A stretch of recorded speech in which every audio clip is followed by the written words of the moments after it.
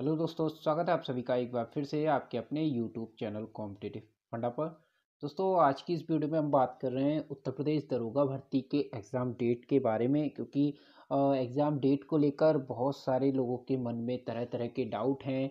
तरह तरह की अफवाहें फैलाई जा रही हैं कि एग्ज़ाम इस डेट को होगा या फिर इस डेट को नहीं होगा, इस महीने हो जाएगा या अगले महीने होगा। तो इन सारे कन्फ्यूज़न को दूर करने के लिए मैं इस वीडियो को बना रहा हूँ। इसमें मैं आपको बताना चाहूँगा कि कैसे आप लोग जिन अफवाहों से दूर रहें और आपका जो एग्ज़ाम की डेट है वो कितनी रहने वाली है। ऑफ़िशियली जो है भर्ती बोर्ड ने डेट जारी कर दी है, उसके बारे में मैं आपको बताऊँगा। साथ ही साथ इसके एडमिट कार्ड कब तक आ सकते हैं, उसकी डेट को भी मैं आपको इस वीडियो में पूरी तरह से बताने वाला हूँ। साथ ही साथ जो हमारे पास अब बचा हुआ समय है, उस दौरान आपको क्या-क्या पढ़ना है, कैसे तैयारी करनी है, तो वो भी आपको इस वीडियो में बताने वाला हूँ। तो बिल्कुल वीडियो को स्किप मत करिएगा, लास्ट तक बिल्कुल देखिएगा। और साथ ही साथ अगर आप हमारे चैनल पर नए हैं, अभी तक चैनल को सब्सक्राइब नहीं किया है, तो चैनल को सब्सक्राइब करना ना भूलें, बेल आइकन को प्रेस कर लें, जिससे आने वाली हमारी सारी वीडियोज़ की नोटिफिकेशन आपको मिलती रहें। तो चलिए दोस्तों, दिखा देता हूँ आपको आज का ये नोटिस है। 27 तारीख को लगभग सभी लोगों ने देखा होगा और इसमें आपने पढ़ा भी होगा। इसमें इन्होंने दिया हुआ है जो सीधी भर्ती 2020-21 की है, उसके ऑनलाइन एग्ज़ाम होना है, उसमें परीक्षा केंद्रों के सत्यापन के लिए ये फैक्स है। ये स्पेशली आपके लिए नहीं है, ये डिपार्टमेंटल फैक्स है, जो इंटरिम कार्रवाई चल रही है उसके लिए है। तो यहाँ पर क्या है, थानों पर इसके लिए वेरिफिकेशन के लिए ये फैक्स किया गया है कि आप लोगों को आपके क्षेत्र में जो भी परीक्षा केंद्र हैं उनका वेरिफिकेशन करके आपको हमें देना है। और उसकी जो इन्होंने पूरी डिटेल बताई हुई है, और इन्होंने साथ ही यहाँ पर बताया हुआ है कि जो एग्ज़ाम कंडक्ट होना है वो 12 से लेके जो 12 नवंबर है, 12 नवंबर से होने वाला है और जो है 1 दिसंबर तक चलेगा। तो इन्होंने यहाँ पर स्पष्ट कर दिया है कि 12 नवंबर से एग्ज़ाम 1 दिसंबर तक चलने वाला है। तो ये भर्ती बोर्ड ने डेट क्लियर की हुई है। अब यहाँ पर प्रॉब्लम ये होती है कि बहुत सारे लोग बोलते हैं कि ये फैक्स जो है फेक है और ये सही नहीं है, एग्ज़ाम अभी नवंबर में नहीं होने वाला, दिसंबर में होगा, कोई बोलता है जनवरी में, कोई बोलता है इलेक्शन से पहले हो पाना संभव नहीं है। तो देखिए, मैं आपको बताना चाहूँगा, इस तरह की जो भी अफवाहें लोग फैला रहे हैं उसको आप बिल्कुल दूर रहिए। और लोगों का यहाँ तक कहना है कि एडमिट कार्ड जो है 1 महीने पहले आते हैं। 1 महीने पहले भर्ती बोर्ड नोटिस देगा, डेट बताएगा, उसके बाद आपको पेपर कराएगा। देखिए, इन तरह की अफवाहों से दूर रहें, ऐसा कुछ नहीं होने वाला है। मैं आपको बता दूँ, लास्ट ईयर जब लास्ट जो वैकेंसी थी 2016 की, उसका एग्ज़ाम 12 दिसंबर से हुआ था। तो देखिए, वही लगभग डेट आने वाली है, 12 दिसंबर से उस समय उनका एग्ज़ाम हुआ था। और एडमिट कार्ड की आपको बता दूँ, सिर्फ़ 7 दिन पहले आए थे, यानी 6 से 7 तारीख को एडमिट कार्ड आए थे। तो इस चीज़ को बिल्कुल दिमाग से निकाल दीजिए कि आपका एडमिट कार्ड 1 महीने पहले आएगा तभी एग्ज़ाम होगा, तो आप एडमिट कार्ड का इंतज़ार करेंगे, फिर आपका डेट का क्लियर करेंगे, ऐसा कुछ नहीं है। भर्ती बोर्ड ने जो डेट बताया हुआ है, तय डेट पर जो है एग्ज़ाम कराने की पूरे चांसेस है। अगर यहाँ से कुछ भी थोड़ा बहुत लेट होता है, तो देखिए 2-4 दिन का हो सकता है फ़र्क आए, या ज़्यादा हद से हद 6-7 दिन का। इससे ज़्यादा चेंजेस नहीं आने वाले हैं, तो आप इस चीज़ को बिल्कुल दिमाग से निकाल दीजिए। जो भी इस तरह की अफ़वाह फैला रहे हैं, उन पर बिल्कुल ध्यान मत दीजिए।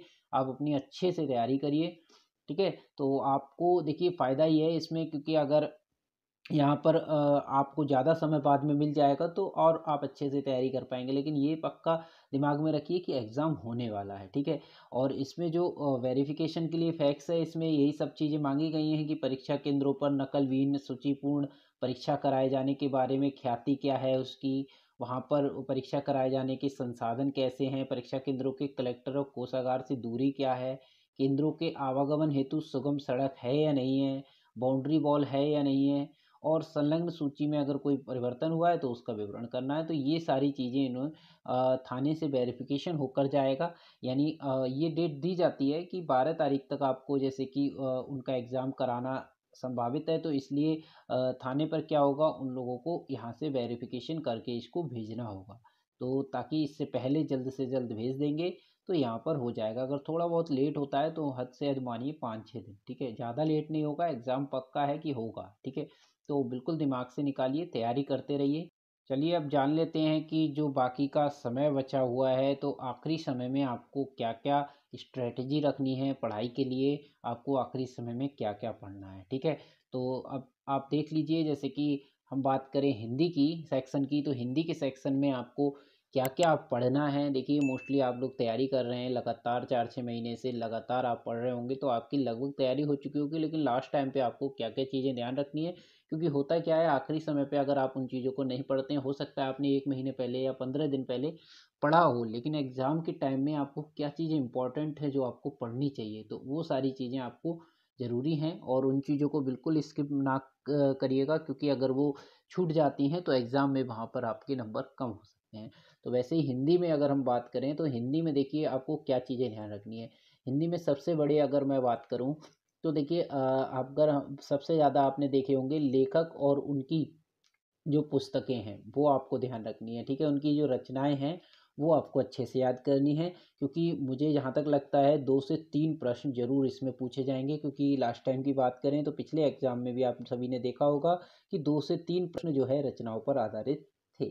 उसके बाद हिंदी में आपको क्या करना है, आपको पैसेज, आपको होता क्या है, गद्यांश वाले जो प्रश्न होते हैं, गद्यांश वाले प्रश्न होते हैं, सबको लगता है कि अरे मैं तो कर लूँगा।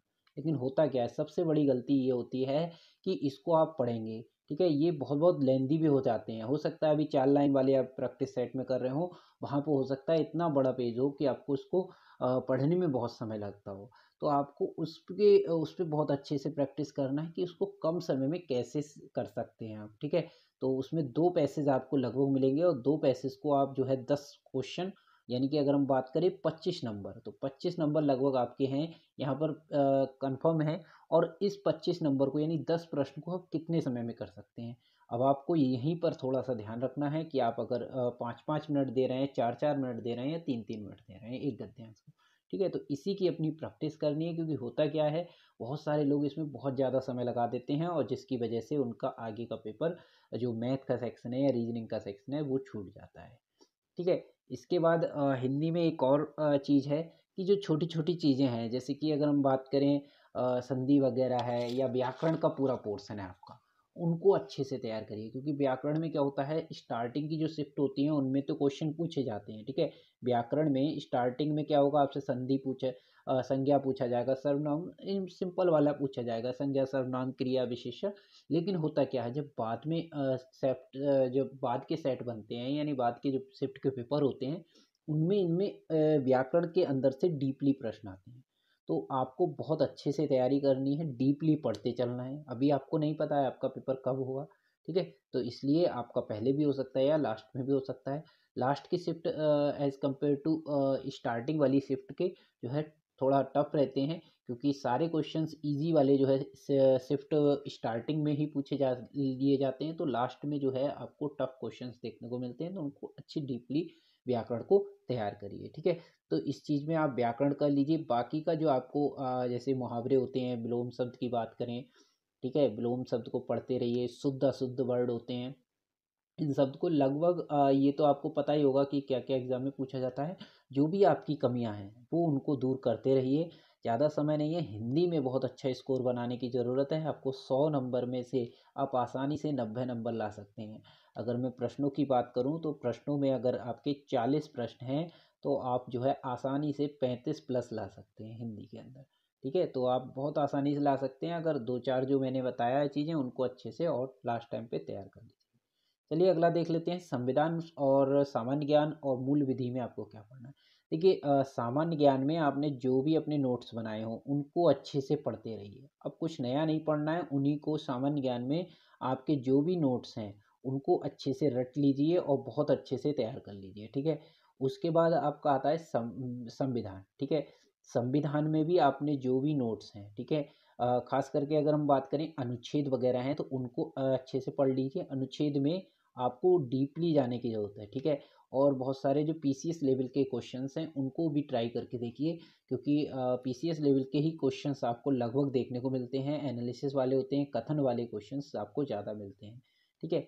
इसके बाद अगला हम बात करें अगर मूल विधि की, तो देखिए मूल विधि में क्या है, मूल विधि में आपने जितना अभी तक पढ़ा है, तो कुछ भी नया नहीं पढ़ना है, बस उसी को ही आपको करना है, ठीक है? आपने मूल विधि में जो भी कुछ पढ़ा हुआ है, अब आपको नया नहीं पढ़ना। मूल विधि में आपको उन्हीं को पढ़ना है, जैसे धाराएँ हैं, ठीक है?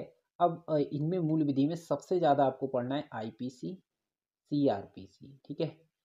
आईपीसी सबसे ज़्यादा पढ़ना है, उसके बाद आपको सीआरपीसी पढ़ना है, ठीक है। इसके बाद आपको कुछ एक्ट हैं जो आपको मैंने पहले भी वीडियोस में बनाकर बताए हुए होंगे। कुछ एक्ट होते हैं जैसे SC/ST एक्ट है, अगर हम बात करें आईटी एक्ट की बात करें, ठीक है।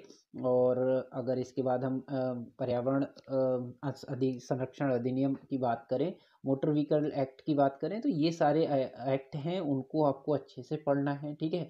उसके बाद आप बात कर लेते हैं मैथ की। तो देखिए मैथ में क्या है, मैथ में आपको एक चीज़ ध्यान रखनी है, जो भी प्रश्न आपको करने हैं, ठीक है, ज़्यादा से ज़्यादा जो भी आप प्रश्न करेंगे वर्ड प्रॉब्लम की अच्छे से तैयारी करिए, ठीक है। वर्ड्स प्रॉब्लम्स जो होती हैं वो उनको अच्छे से तैयारी करिए, क्योंकि वर्ड्स प्रॉब्लम में क्या होता है, जो बड़े बड़े लेंदी क्वेश्चंस आते हैं, अपने प्रीवियस ईयर के क्वेश्चन पेपर देखे होंगे, तो उसमें एक एक क्वेश्चन कम से कम तीन तीन चार चार लाइन का है। कोई कोई लोग तो ऐसे भी होंगे जो प्रश्न को एक बार पढ़ेंगे, दो बार पढ़ेंगे, तीन बार पढ़ेंगे और फिर भी हल नहीं कर पाएंगे। तो ऐसा आपको नहीं करना है, आपको एक बार में पढ़ना है और हल करना है, बस इतनी अपनी अच्छे से प्रैक्टिस करनी है। ज़्यादा से ज़्यादा वर्ड प्रॉब्लम की प्रैक्टिस कर लीजिए, और उसके बाद आपको जो है ग्राफ वाले क्वेश्चंस, ठीक है, ग्राफ वाले क्वेश्चंस जो हैं उनकी अच्छे से तैयार कर लीजिए। जो डीआई का पोर्शन होता है, डीआई और टेबल वाले, ठीक है, ग्राफ के और टेबल के जो क्वेश्चंस होते हैं, यानी ओवरऑल आपको डीआई तैयार करनी है।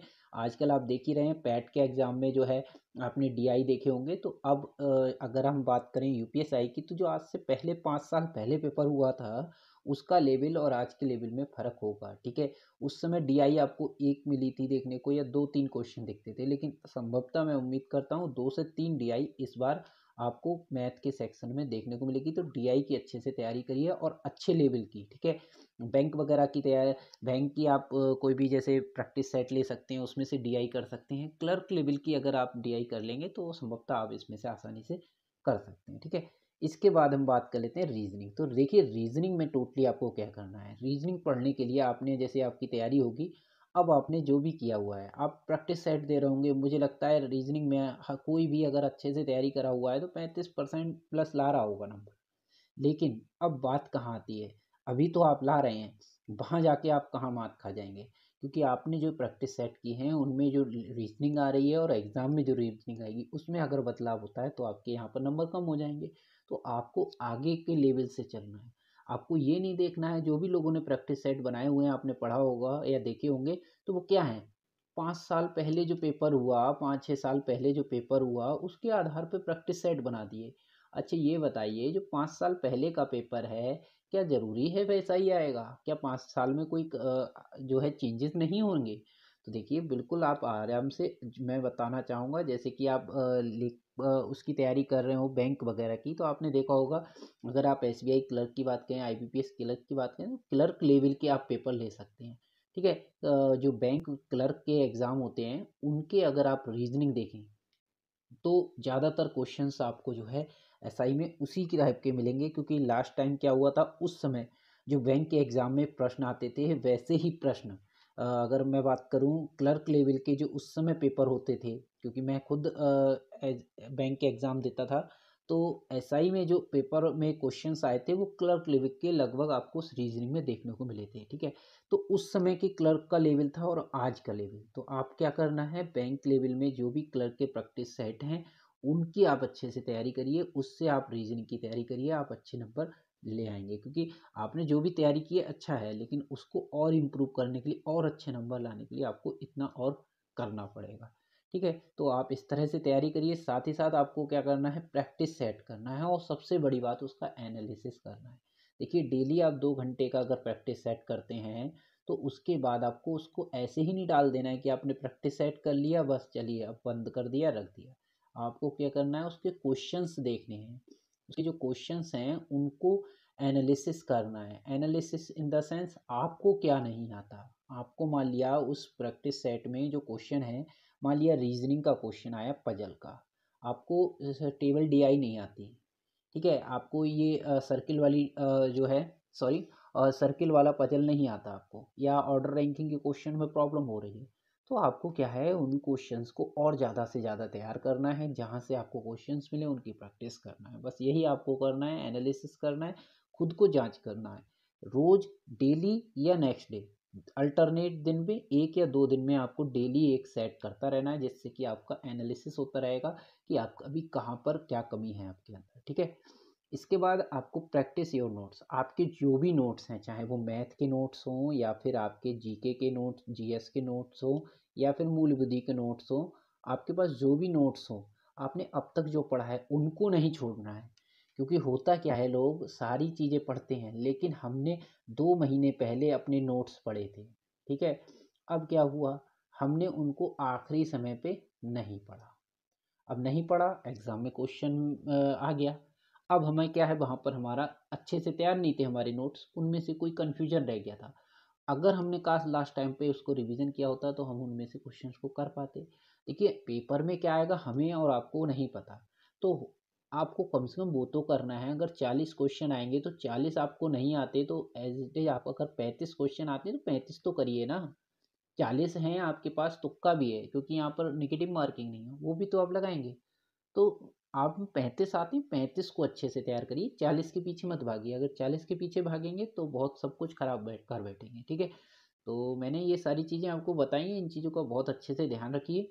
और ये सारी चीज़ें अगर आप कर लेते हैं तो मैं उम्मीद करता हूँ आप बहुत ही आसानी से जो है 75% से प्लस नंबर ले आएंगे। क्योंकि आपने अगर तैयारी किया हुआ है, अगर मेरी जो बताई हुई चीज़ें हैं अगर आप उनको भी ध्यान देते हैं तो आप अच्छे से नंबर ला के अच्छे से क्लियर कर पाएंगे, ठीक है। तो आपको हमारा ये वीडियो कैसा लगा हमें कमेंट करके ज़रूर बताइएगा।